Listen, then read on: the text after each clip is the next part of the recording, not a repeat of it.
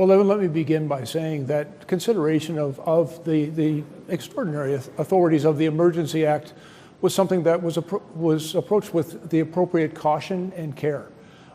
Certainly, we looked at existing authorities, the effectiveness of law enforcement in order to provide adequate and effective policing services, to uphold the rule of law, and to deal effectively with the demonstrations and the disruptions that were taking place.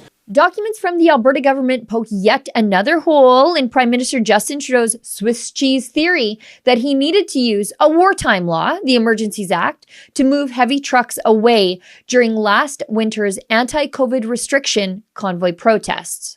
Police alone did not remove all the big rigs blocking Parliament Hill in February. Tow trucks had to drag many away. Thing that this plan was dependent on was the ability to move the large trucks, which were parked all over the downtown core, correct? Correct.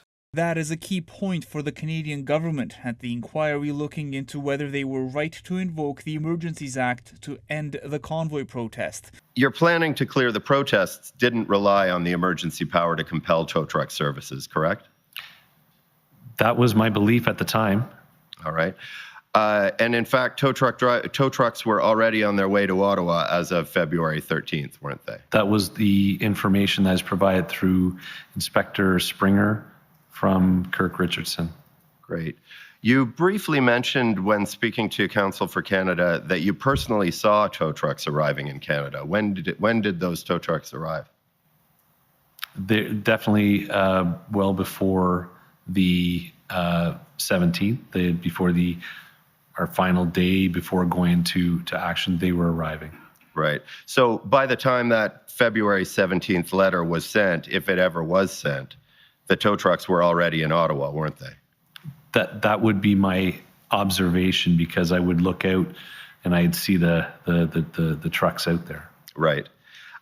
So would you agree that the federal emergency power to compel towing services may have been helpful to police and maybe beneficial to police, but it wasn't necessary to enable police to clear the protests, was it? Yes.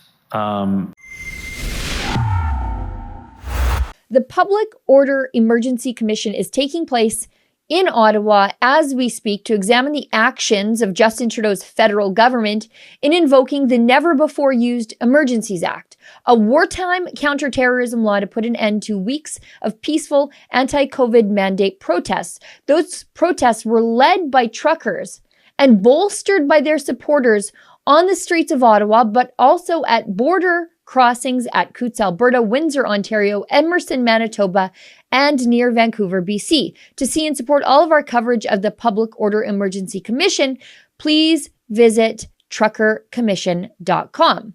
Now, the federal government has repeated the lie that using a law which suspends civil liberties and gives police and financial institutions extraordinary powers was somehow necessary to get tow trucks to move vehicles off the border and out of residential areas. It's crazy, but here's CBC reporting the federal government's claims unskeptically just a few short weeks ago. A deal with police to secure tow trucks to clear last winter's convoy protest fell through, and the Emergencies Act was needed to commandeer those services. A lawyer acting for the federal government told the Public Order Commission inquiry Wednesday. So prior to the 13th, I would have said we could have used some help with that, but as things materialized on the 13th, I was satisfied that we were good. And you were satisfied that we were good. You're satisfied that the federal emergency power to compel tow trucks wasn't necessary. Correct. Thank you. Now, the province of Alberta completely disputes the federal government's claim that a counter-terrorism law was necessary to commandeer tow trucks in this province. In fact, the Alberta government is currently participating in the Public Order Emergency Commission with full standing. The province is arguing that the Emergencies Act was not necessary, which should tell you just how unreasonable the invocation of the Emergencies Act was, given that Alberta, for a time, had some of the most authoritarian crackdowns on civil liberties during COVID, including on places of worship. The crackdowns were so bad, they led to the ouster of Premier Jason Kenney, who was eventually replaced by a more freedom-oriented Premier Danielle Smith. The Alberta government has said that it received no help from the federal government in dealing with the border blockade at Coutts. The Alberta government could not get tow trucks to come. It's on page 9 of these commission documents. You can see that on February 1st, approximately 50 companies throughout Alberta with heavy haul towing capability and cranes had been contacted. All of them refused to assist. Companies in British Columbia and Saskatchewan either wouldn't or could not get involved either. On page 10, we can even see that the Alberta government reached out to companies in Montana who, likewise, said they were not coming to help.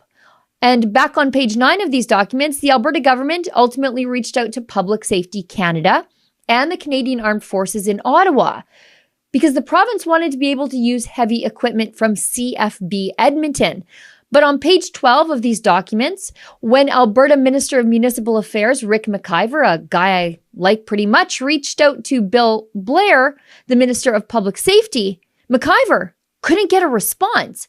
But documents presented to the Public Order Commission by the province of Alberta indicate that even if no private tow companies ever agreed to tow away convoy-related vehicles, there was always another way forward. You see, on February 8th and 9th, the province of Alberta quickly began looking for their own towing equipment, knowing the feds were not going to come through. They even began identifying Alberta sheriffs who possessed a Class 1 driver's license to drive them.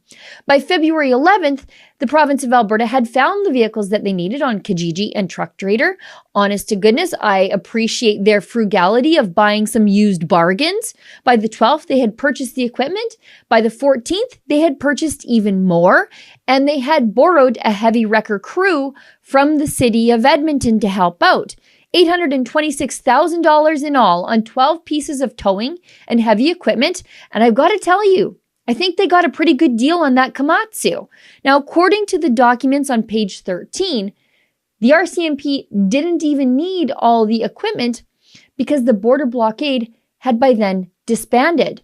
Ultimately, they ended up hauling one farm tractor, a semi-trailer, and a gravel truck. Now, on February 21st, text messages exchanged between McIver and Blair show Blair trying to take credit for the resolution of the blockade at Coutts, claiming the Emergencies Act had helped Alberta get those tow trucks. You know, tow trucks they bought themselves prior to the invocation of the Emergencies Act.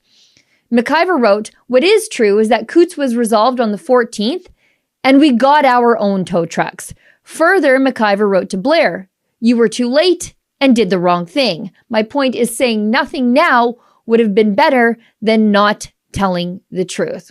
And then Blair never responded.